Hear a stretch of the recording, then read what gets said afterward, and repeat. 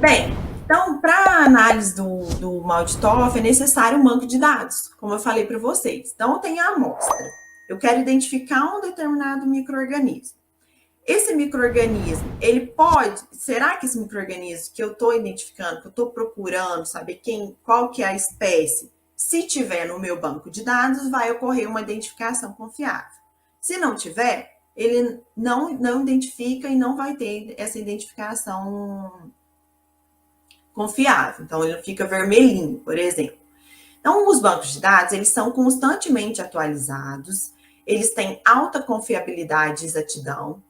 Muitos, né, o mal de TOEFL ele foi mais desenvolvido, né, o que a gente tem aqui tem um enfoque clínico, mas a biblioteca já está sendo atualizada, a biblioteca é constantemente atualizada, então vai aumentando a quantidade de micro-organismos. Então, primeiramente era para enfoque clínico, mas agora a biblioteca ela cresceu muito, então tem várias versões da biblioteca e ela já tem vários micro-organismos do ambiente, micro-organismos de alimentos fermentados.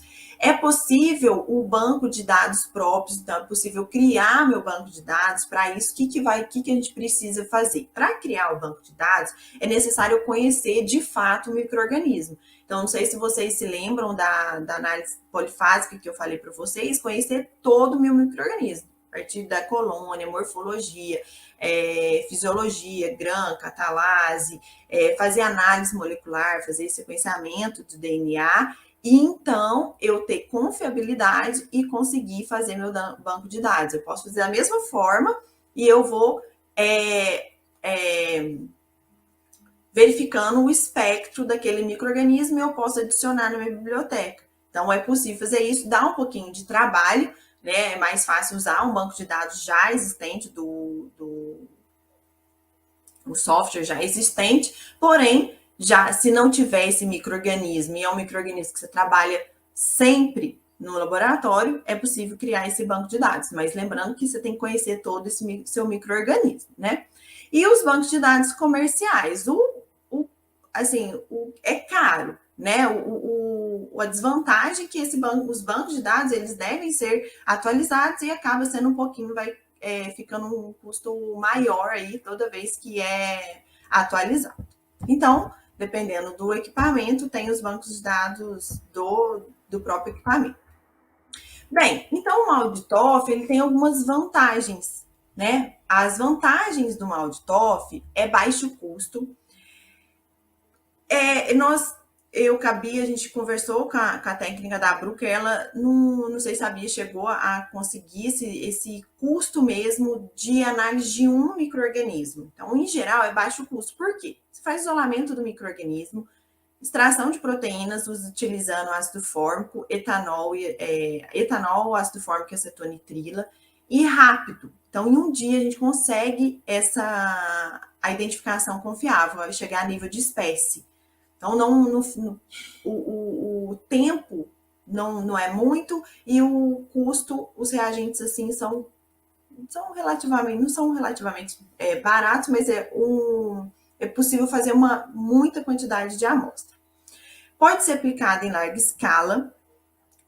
O custo de manutenção é relativamente baixo, então esse equipamento que tem aqui na Alfa já faz acho que uns quase 10, tem uns 8, 9 anos, e não tem que ter tanto custo de manutenção, a gente não gasta muito com manutenção, só quando estraga alguma coisa no equipamento que a gente tem que chamar o técnico aí, acaba ficando mais caro.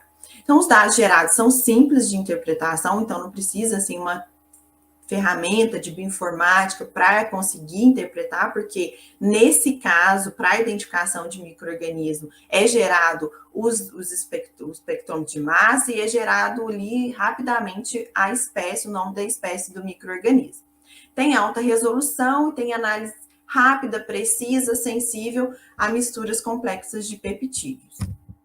As desvantagens que pode ter erros de identificação, como eu falei para vocês, se não tem cepas disponíveis no banco de dados, né, do mal de TOF, pode ter dificuldades de análise de micro-organismos com parede espessa. Então, fungos filamentosos, a gente tem um pouquinho de dificuldade de identificar, até porque a biblioteca que nós temos disponível está um pouquinho, não tem muitos fungos filamentosos, micobactérias e algumas bactérias gram-positivas, mas hoje a gente consegue fazer extração dessas bactérias e a gente melhorou bastante a identificação. A análise é dependente de bancos de dados que estão disponíveis, como eu falei para vocês, comercialmente. Então, tem que ser sempre, tem que estar sempre atualizando. E as entradas iniciais, gente, que iniciais foram de isolados clínicos. Então, para amostras de ambiente, para outros tipos de alimentos. Então, isso ficou um pouquinho defasado, mas hoje a gente já tem uma atualização, tem muitos micro-organismos aí na biblioteca. Às vezes, a desvantagem é que até sensibilidade ao antibiótico, quando a gente não consegue diferenciar os micro-organismos quando eles são tratados com esse antibiótico. Às vezes a gente não tem um pouquinho de dificuldade em relação a isso, aí tem que ser um mal de TOF um pouquinho mais mal de TOF, que vai separar mais ainda os íons, e então a gente pode ter alguma perda aí, dependendo do equipamento. E não faz a caracterização de sorotipos.